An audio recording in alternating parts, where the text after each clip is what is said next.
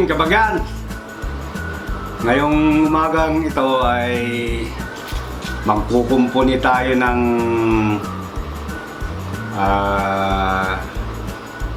inodoro na may leak. Itong aming inodoro ay nag-overflow siya. Yung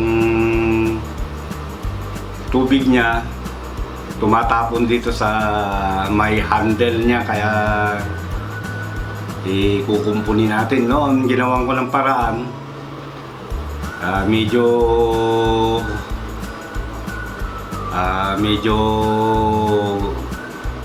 nawala naman, kaya lang mga ilang araw lang bumalik na naman dahil remedyo lang. Kaya dahil nga hindi pa ako nakakabili ng gamit, pero ngayon nakabili na ako. Kanina pumunta ako ng Canadian Tire, namili ng mga gamit at ito kukumpunihin natin para maayos na. Ilang linggo lang ganito yung aming inodoro. May nakasahod na planggana para lang hindi siya bumaha rito. Pinagtiyagaan namin ng mga ilang linggo, kaya ngayon kukumpunihin natin para maayos na. Okay, samahan nyo ako para magkumpuni. Ito yung mga binili kong gamit kanina doon sa Canadian Tire na kakailangan natin. Saka ito yung importante dyan eh. Yan, yung laman niya sa loob, yung pinaka bulb niya dito sa may tanke. Yan ang papalitan natin. Ito, naka-ready na rin itong ating mga tools na gagamitin para sa pagkumpuni. Kaninang umaga hinanap ko pa yung ano niya, yung gate valve, yung main supply ng tubig dito sa buong bahay, kasi just in case na magkaroon siya ng baha, may alam ko kung saan ko tatakbuhin. Ngayon ko lang nalaman kung nasaan yung ano niya, yung main valve niya. Ito ang papalitan natin, itong daanan ng tubig na ito. Ito may valve siya rito, pagka napuno kusang magsasara. Ngayon dito kasi wala silang inilagay na bidet. Yung ang tawag pa rito maliban sa bidet ay anal hose. Ito yung panghugas sa puwet.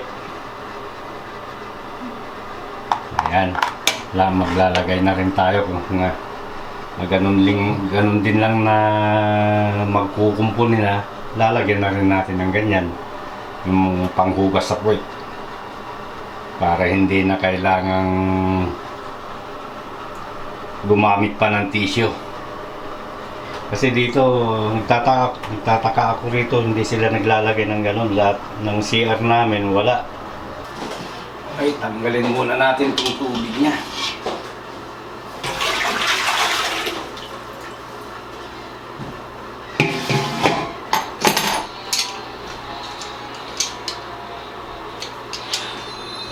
Luna, Bel.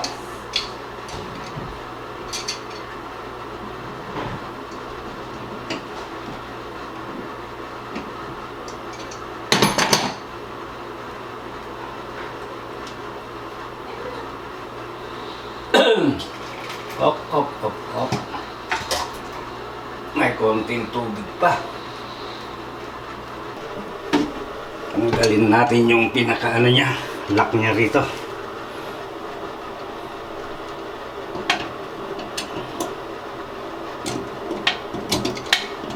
Mayroon siyang lock dito na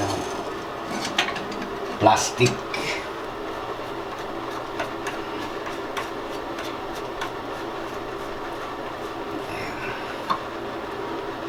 Yun.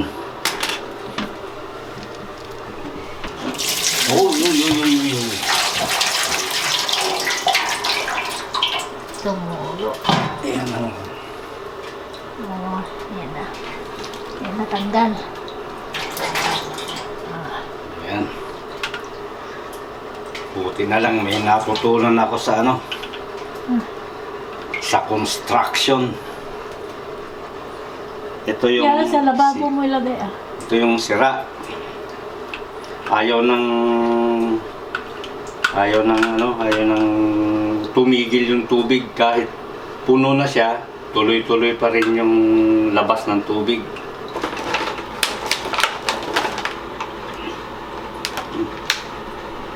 Uy. Ito yung bago. Nagkapareho? Pareho. Universal yan. Bago natin ikabit yung bago, yan, kailangan malinis ang loob para Ito ay maliwaliwan. ano, para hindi siya para siguradong wala siyang leak, lalo dito sa ano na ito.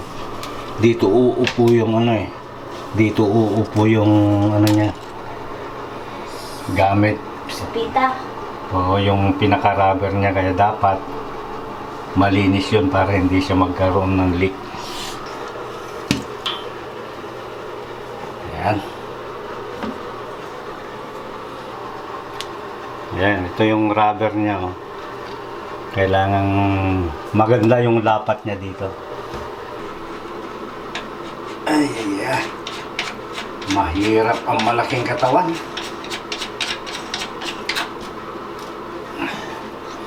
Mahirap gumalaw dito sa masikip na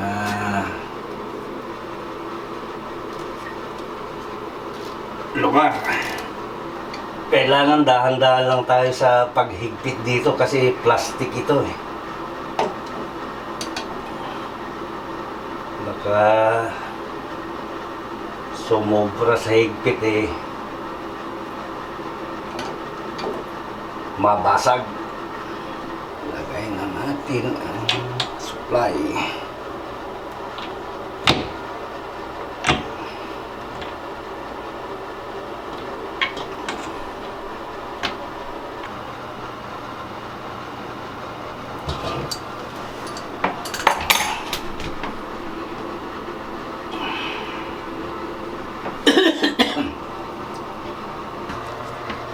Ngayon,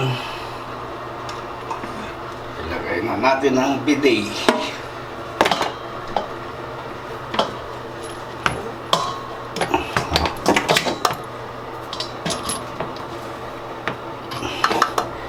Panghugas ng puwet.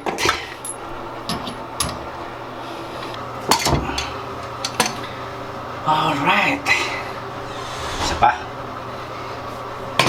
Isang tornilyo pa. At pwede nang buksan.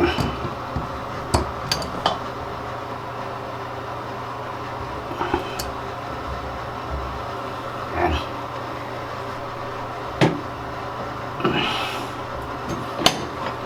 Tingnan natin. Subukan nating ibukas yung main valve kung walang leak. Yan, naibukas na yung ano, main valve. Okay naman, wala nga siyang leak. Ngayon, subukan natin. Ayun.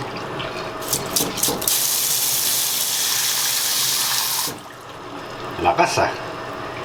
Talsik ang tae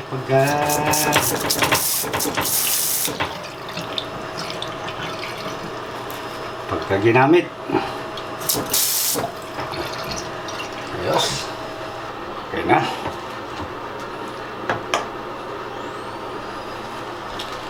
May panghugas na ng puwet. Ngayon, lagyan natin ng holder.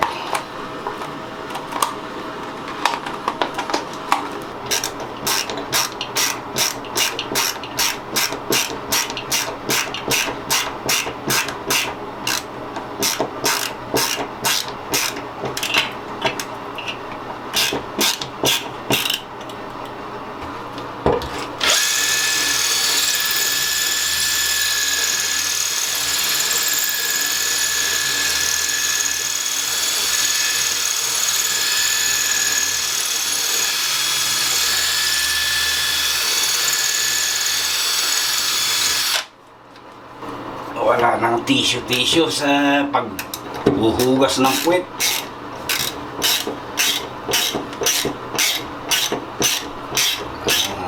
Tabo-tabo. Ayan.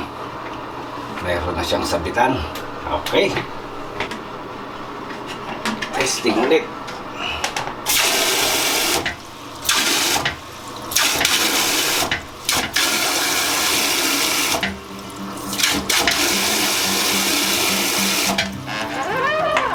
Yes.